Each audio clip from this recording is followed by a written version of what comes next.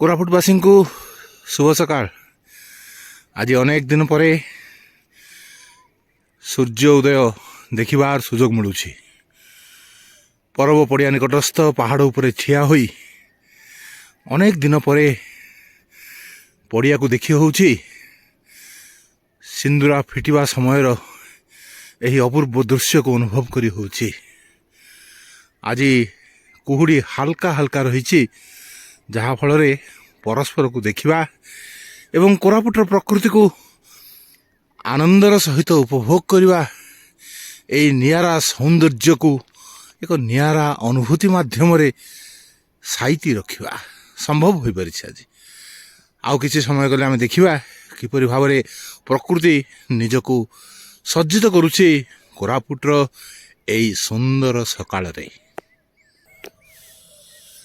कोरापुटर प्रकृति निजको जेते सज्जित करे सुजोग प्रदान करि थाए यार संतान माननकु ताकू उपभोग करिवा पई आनंदर सहित एई पहाड़ पर्वत नदी झरणा मध्यरे आनंदरे चरी बुलिवा पई प्रकृति निजको सज्जित करे सेइथि पई एवं जो माने कोरापुटर एई जाड़ थंडारे मध्य उठिबार से शଯ୍ୟା त्याग करिबार साहस रखि थांती सेई मानक पई प्रकृति सदय होई थाए एही भली एक सुंदर दृश्य को देखिबा पई। नहले आमे तो अछु ना आपण मानक पई आमर कैमेरा माध्यम रे कोरापुटर सकाळ सकाळर आनंद सिंदूरा फिटिबार आनंद सकाळ होउथबार आनंद पक्षी मानकर किचिरी मिचिरी शब्द मध्यरे तरंगायित होउथुवा समस्त हृदस्पंदनर आनंद ताकू साउंटी आनी आपणकर सम्मुखरे कोरापुटिया प्राण को प्राण भरी उपभोग करुथुवा आपण मानक भली कोरापुटियांक पई निश्चित भाव में आमर सकाळु उठिबार जो आनंद ताहा परिप्रकाश घटी थाए जेतेबेले आपण माने देखी आनंदित हुअंती कोरापुटर एई नियारा रूप को। हाँ बंधुगण आमे वर्तमान परब पड़ियार पार्श्वरे थिबा टिकी पहाड़ उपरे ठिया होइछे एवं देखुचे सेई परब पड़िया को वर्तमान आउ परबर चिन्ह नाही बाउंसटीए भी देखा जाऊ नाही। दिन दिन पर हठात पुणी थरे प्रकृति को पुणी एक परबर अपेक्षा करिबा पई छाड़ी दे जाइछंती एई मनीषा माने।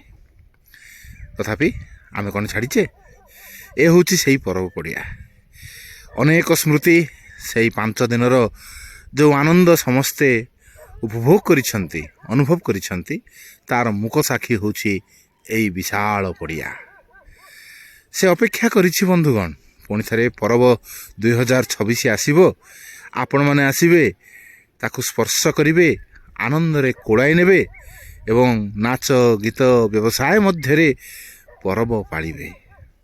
तेबे परबर सेई पड़िया निकटरे आज सूर्योदयर जो आनंद नेवा पई आमे आसी ठिया होइछु ताहा केवल आम पई नुहे आपण मानक पई मध्य साउंटी नेवा पई प्रयास करूछु। देखिबा आज केते दूर सूर्य देवता सदय होउछन्ते। आज सकाळर प्रातः मुहूर्त रे आज होउछि सांब दशमी पालित होउछि ता परे परे आज एकादशी मध्य पालित होबो। सेही भली एक नियारा दिन आज एवं एई नियारा दिन रे सूर्यं को दर्शन करिवार सौभाग्य आमर रही आपणकर रही कोरापुटवासी रही और कोरापुटर प्रकृति मध्य निजक अपेक्षा करिछि समस्तंक पई उन्मुक्त करिछि तार द्वार को जे केतेबेले समय आसी पहुँचबो एवं सूर्यदेव सदय हेबे कोरापुटर एई सकाळर आकाश रे देखिबा। तेबे सूर्य को अपेक्षा करिबा सूर्यदेव आसीबे आसीबे हेई लुचकाली खेलुछंती। वर्तमान कुहुड़ीर आसर धीरे धीरे बिल बाड़ी रे देखा मिलूँ। एई गछ मध्यरे बिल मध्यरे छोट छोट टापू उपरे कुहुड़ीर घन आस्तर जमीबार लगी। କୋରାପୁଟର ପ୍ରକୃତି ସେମିତି ସମସ୍ତଙ୍କ ପାଇଁ ନିଆରା ହେଇ ନିଜକୁ ଉଦ୍ଭାସିତ କରିଥାଏ। ଦେଖୁନାହାନ୍ତି ଏଇ ପଥର ଭରା ପାହାଡ଼ ଉପରେ ଠିଆ ହୋଇ କେଡ଼େ ସୁନ୍ଦର ଏ ଦୃଶ୍ୟ ଦେଖିବାର ସୁଯୋଗ ପ୍ରକୃତି ଦେଇଛି। ସେଇଥିପାଇଁ ତ ଆଇ ଲଭ୍ କୋରାପୁଟ। କୋରାପୁଟର ପାହାଡ଼ ଗୁଡ଼ିକରେ କେତେ ଯେ ପଥର ଥାଏ ତାହା ନ ଖୋଳିଲା ପର୍ଯ୍ୟନ୍ତ ଜାଣି ହୁଏ ନାହିଁ। ପରବ ସମୟରେ ଏଇ ଟିକି ପାହାଡ଼ଟିର ସମତଳ କରାଯିବାର ପ୍ରକ୍ରିୟା ମଧ୍ୟରେ ଦେଖିଲେ ତ କେଡ଼େ କେଡ଼େ ପଥର ବାନ୍ଧି ରଖିଛି କୋରାପୁଟର ପାହାଡ଼ ଗୁଡ଼ିକୁ। ସେଇଥିପାଇଁ ତ ସାଧାରଣରେ ଧସି ଯାଉନାହିଁ। କିନ୍ତୁ ଯଦି ପଥର ଗୁଡ଼ିକୁ ଆମେ ଏଇଭଳି ଭାବରେ ନିରର୍ଥକ ଭାବରେ କାଢ଼ି ଚାଲିଥିବା, ପ୍ରକୃତି ଆମ ସହିତ ରହିବ ତ? ପ୍ରକୃତି ଆମ ପ୍ରତି ସଦୟ ହେବ ତ? ନା କେତେବେଳେ ଏଇ ପାହାଡ଼ ବି ହିମାଚଳ ପ୍ରଦେଶ ଏବଂ ଉତ୍ତରାଖଣ୍ଡର ସେଇ ବାଲିଭରା ପାହାଡ଼ ଭଳି ଧସିଯିବନି ତ? ଆମେ ପ୍ରକୃତିକୁ ଏଭଳି ଭାବରେ କାହିଁକି ଅତ୍ୟାଚାର କରିବା ପାଇଁ ଆଗେଇ ଆସିଛେ? ଟିକେ ଚିନ୍ତା କରିବାର ସମୟ ଆସିଛି।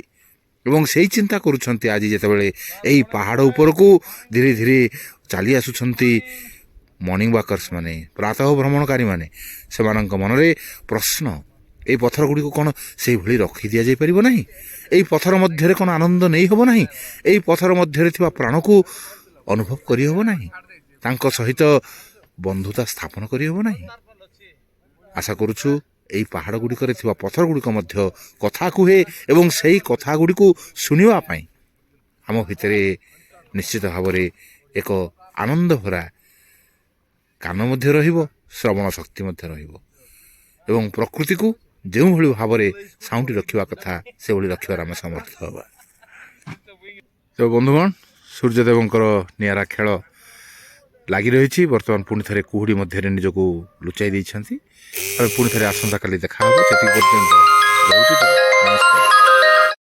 ଏବଂ ଶେଷରେ ସୂର୍ଯ୍ୟଦେବ ସଦୟ ହୋଇଛନ୍ତି କୋରାପୁଟବାସୀଙ୍କ ପ୍ରତି। ଦୂର ଦିଗ୍ବଳୟରେ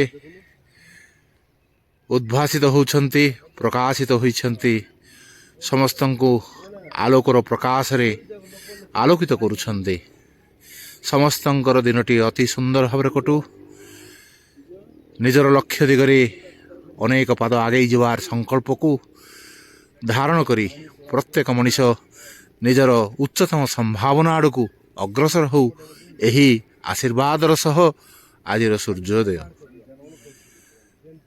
ଜୟ ସୂର୍ଯ୍ୟଦେବା,